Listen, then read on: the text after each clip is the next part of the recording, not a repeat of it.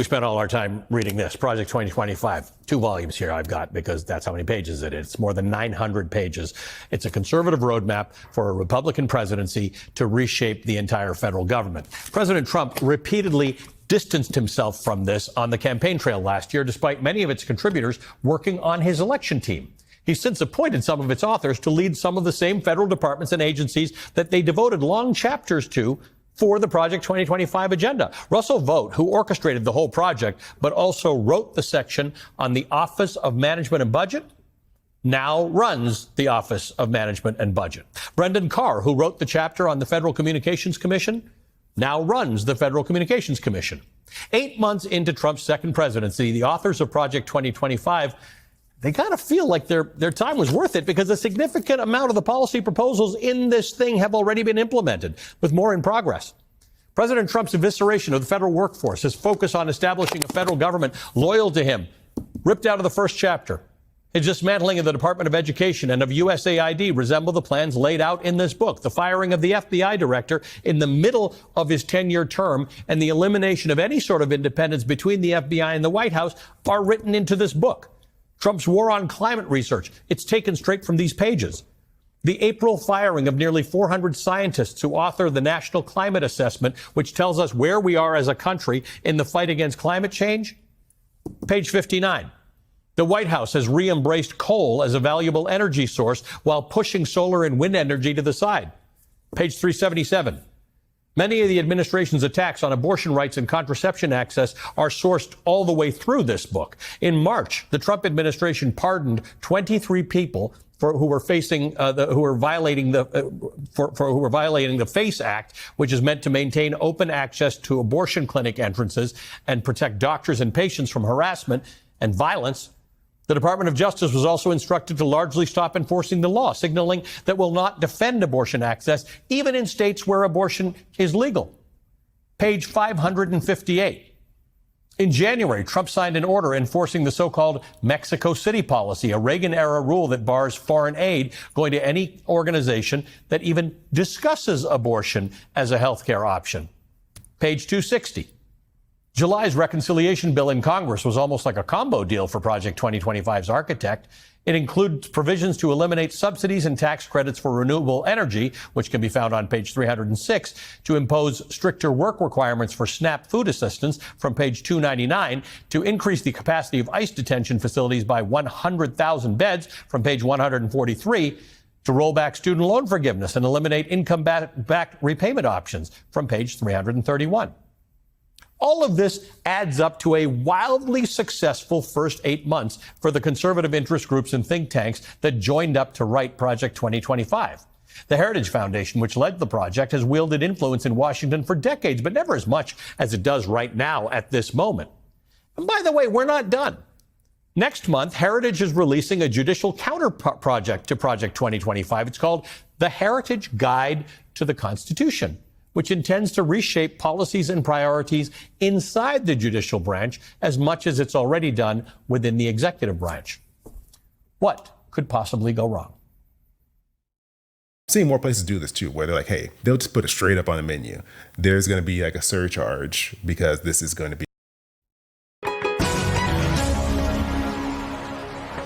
I'm joined now by David Pepper, former chairman of the Ohio Democratic Party and author of the timely book, including 2025, Don't Let This Happen, America. He wrote a Substack series on Project 2025. Also with us, Angelo Carusone, chair and president of Media Matters for America, a nonprofit media watchdog, who also, I mean, these guys were on top of it all the time.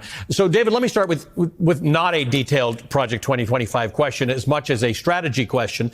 Donald Trump said over and over again, I got nothing to do with it. He said, I don't agree with it at various times. And every single week, Angelo was out there, you were out there, I was out there, telling you the connections between the people who wrote the chapters and Donald Trump and videos of what they said. How do you fight this? He lied about his connection to it, and yet everything that was written in these books is coming to pass. Yeah, I mean, I think with the exception of shows like yours, this was one of the biggest media screw-ups I've seen in politics in my lifetime, that just simply because he denied the connection. They turned it into a both sides thing, and that really watered down people believing. And the book you see behind me, that I wrote that in desperation for people to actually read not just read the plan, which no one does, but actually think about what it meant to, schools and vaccines, or a vengeful DOJ. And I was trying to say to people, okay, don't read 1,000 pages, but imagine if the things that Donald Trump was promising and the Heritage people were promising were to happen, and it's played out exactly as you were saying, as I tried to write. And I do think it's a real cautionary tale, the media allowing someone just denying it, gutting to a both sides, which you didn't do. You made the connections, you connected the dots, and I wish a lot more people had done exactly that. Angelo, part of it is that it's one didn't need a lot of imagination to cover this, right? It's not a fun read, it's not an easy read, but they actually said the things that they're going to do. It wasn't hidden in deep abstraction. They said what they were going to do, and now they're doing it. Yeah, and I think the other part, in terms of even just the coverage and people believing it, is that the more people learned about it, it was wildly unpopular. No one really liked the aspects or parts of Project. I mean, it was universally unpopular. And I think that also fed into the ideas because, everybody puts together a wish list ahead of elections, but no, they couldn't possibly implement these things. And then I think to take a step back, the other part that was so hard about it is that in totality, when you get beyond the individual examples that you cited, and there are so many others, but in totality, it was essentially a plan, not just to change government implement policies, but reshape American society. And that just felt fantastic. Oh, come on, that's just a fantasy. Of course, that's what they're saying, but they're not going to actually try to reshape American society through all of these changes. And I think that made it really hard for people to fully internalize the fact that a vote for Trump and putting Trump in office was actually a vote for putting Project 2025 into effect and all the consequences that come out from there. And so part of the problem, David, and you've written about this as it relates to states. Some people, the reason Angelo says it didn't seem real to some people is because people didn't associate Donald Trump with that level and depth of thinking about structural organization. But this was written by people who actually do have that. Whether you agree with them or not, these are people who had thought this through. We think of party platforms, but nobody ever takes those seriously. This was a party platform on steroids. Right. And I also want to say, going back to the theory on states, it tells us everything that they had to, once it became unpopular, and this thing was toxic. Once it became unpopular, they had to deny that they were tied to it. So, okay, this is interesting, Angelo, because you talked to my former colleague, Jeff Bennett, on PBS about this, and you articulated this very well, in which you said they needed a bad guy and they needed a good guy in Project 2025. The bad guy was the deep state, which, by the way, they articulated exactly who they mean in this book, so it's not a nebulous term. The good guy, not necessarily Donald Trump, but a unitary executive, an all-powerful executive which would fight that deep state. That's right. And that is a simple story for people to understand. They tapped into the animosity that they had cultivated for so long around the idea of this abstract deep state. And the argument was you need something very clear to fight it. Good versus bad. It's a simple thing for people to rally around and organize with. And that is fundamentally the story of Project 2025. And that's where I think this gets, when we talk about reshaping society, here's a perfect example. There's nothing in Project 2025 that specifically says we're going to use the National Guard to invade D.C. and invade these cities to implement this policy. But when you read 2025 in total, what it basically says is that the unitary executive needs to use the military and military powers to enforce its policies across the country, and in particular in bringing states and cities to heel. And that's riddled throughout it. So what it does is it not only sets up this idea of good versus bad, but then it starts to weave together the types of examples and illustrations that the good guy, in this case, the unitary executive, can step outside the bounds of the norms, break all those norms in order to fight these bad guys. And that is, we're living in the manifestation of Project 2025 come to life right now, beyond just the individual policy prescriptions.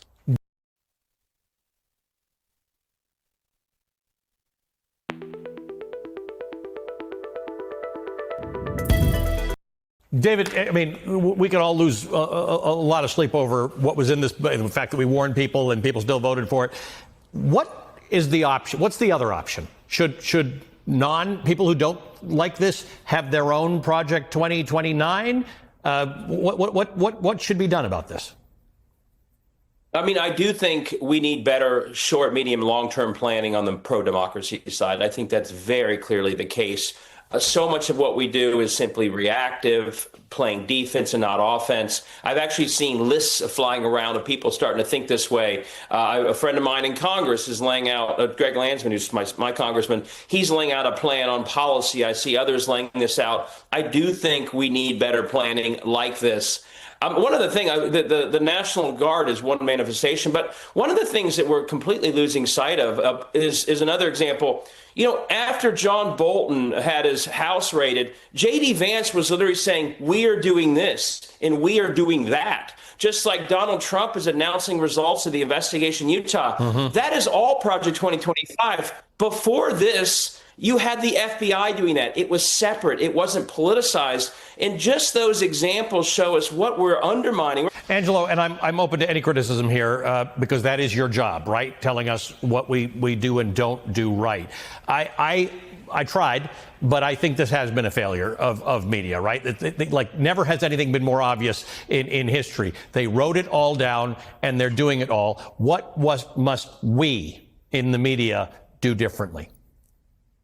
I think here's what I would say, right? The best time to plant a tree is 15 years ago. The second best time is today.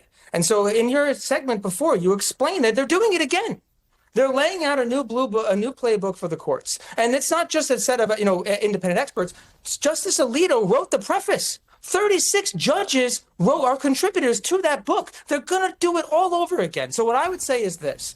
We don't have to self-flagellate, beat yourselves up for all the work in the past. We would instead focus on what can be done and what's coming around the bend. And that is this plan to reshape the courts, and to use the courts as a buttress for all of the work that has already been done to break norms, to break laws, to reshape our society with Project 2025. So you get a do-over. And I think that intro was the beginning of that. But again, it's deep. Not a lot of people are talking about it. They're not raising the alarm. The idea that a sitting justice wrote the preface should be a big deal. And it's not. And I think that is the example. So I wouldn't bombard people with too much information, but we need to focus on a simple story. And for me, it's wildly inappropriate that took place already. And that should be a scandal.